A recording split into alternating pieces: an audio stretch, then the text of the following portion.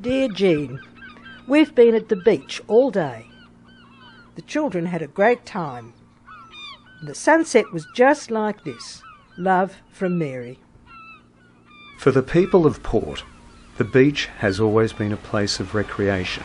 Mummy, let's go to the beach, would be the cry of a child on a hot day. Tippo Hayes, who was born in 1906, said, "We were always down at the beach, always doing things and getting things. We get bottles, swim out for empty bottles, sell them. We get mussels, fish, so we were always into something."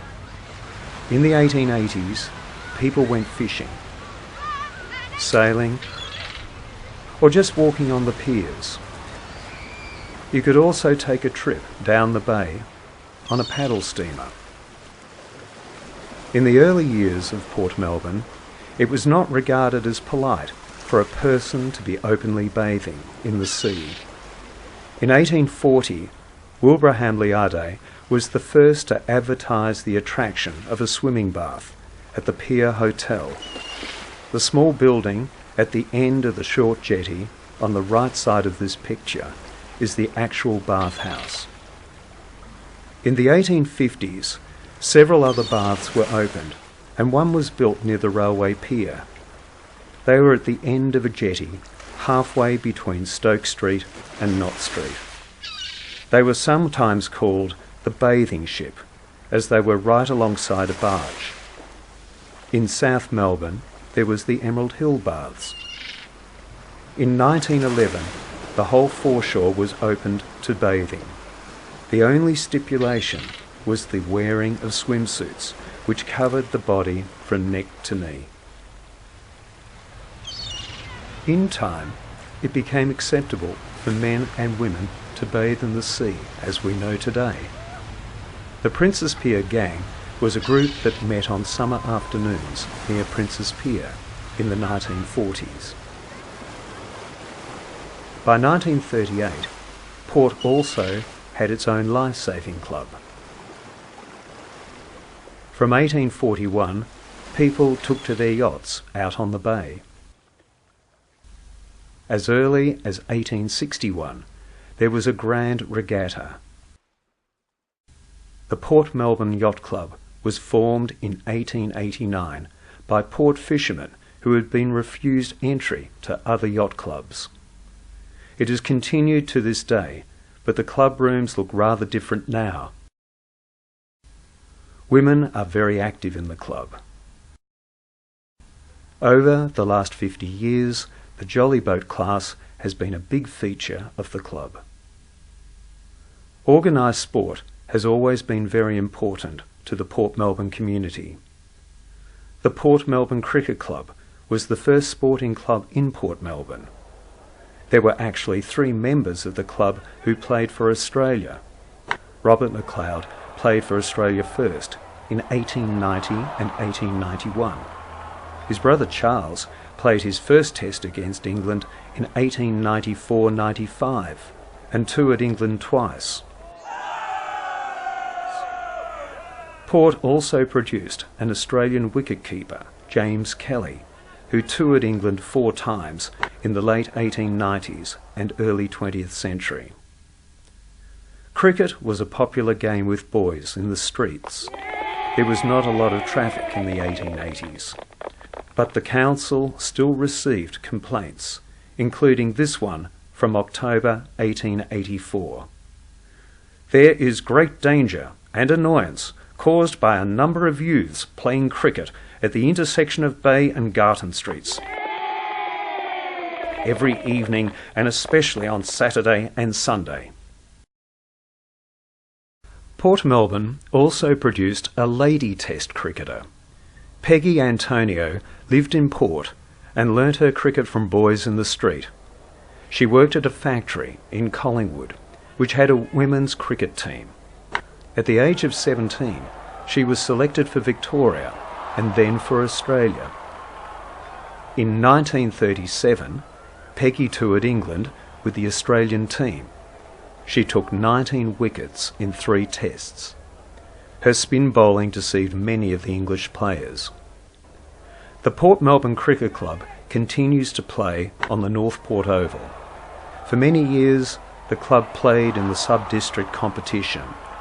They were runners-up in 1959-60 and premiers in the 1990-91 season. What is now the Port Melbourne Football Club began from a football team started in 1874. It was first called Alma and then became the Sandridge Football Club in 1877. In 1880, Sandridge opposed Williamstown, which could be seen as the first Aussie rules game played under artificial lights. Fires were lit to show the goalposts as it was dark before the game finished. In 1884, the club's name was changed to Port Melbourne.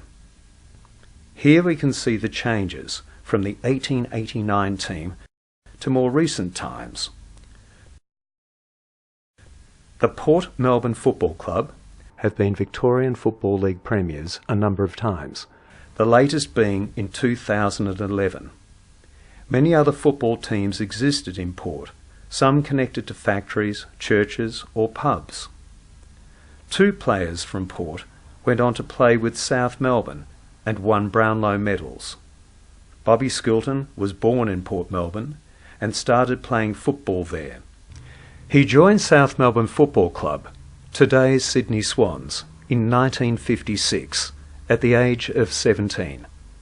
Bobby played 237 games and won 3 Brownlow medals in 1959, 1963 and in 1968. Peter Bedford was another Port boy who won the Brownlow medal in 1970. He originally played for Port Melbourne, then moved to South Melbourne where he played 176 games for them between 1968 and 1976. Peter Bedford was not only a top footballer, he also was a first-class cricketer. As an all-rounder, he played 39 matches for Victoria between 1966 and 1973. He made a century against Western Australia and his best bowling figures were 5 for 40 against South Australia.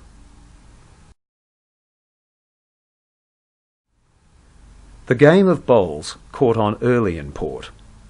The Port Melbourne Bowling Club was formed in 1883 and bowls were played on the Knott Street Reserve. It has been a very active club up until today. Originally, only men would play, but both men and women have played since 2000, and there are now mixed teams as well.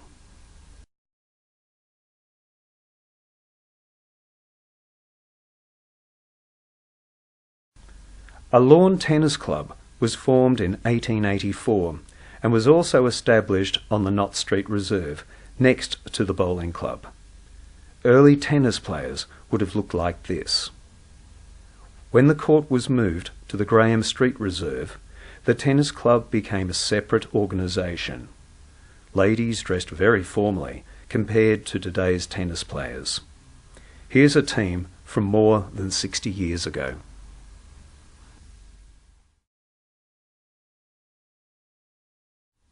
In 1903, a meeting was held at the Port Phillip Hotel with the aim of forming a golf club to play at Port Melbourne.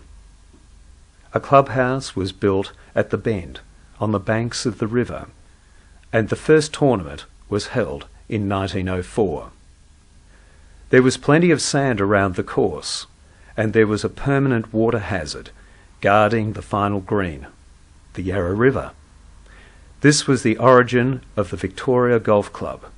It remained in Port Melbourne until May 1927, when a new course was opened in Cheltenham. Trugo is not a very well-known sport, but there are 2 Trugo clubs in Port Melbourne, the Sandridge and the Port Melbourne clubs. Trugo is a game invented by railway workers in the 1920s. The requirements for the sport were based on what railway workers could find in the rail yards. The length of the pitch was the length of a carriage. The goal post width was the same distance as that between seats in the aisle, and the mallet was a sledgehammer. The black rings driven by the sledgehammer through the goal were an internal component of railcar buffers. Over the years, there have been many opportunities for sport and recreation in Port Melbourne. We have only shown you some of the facilities which existed, many of which are still here today.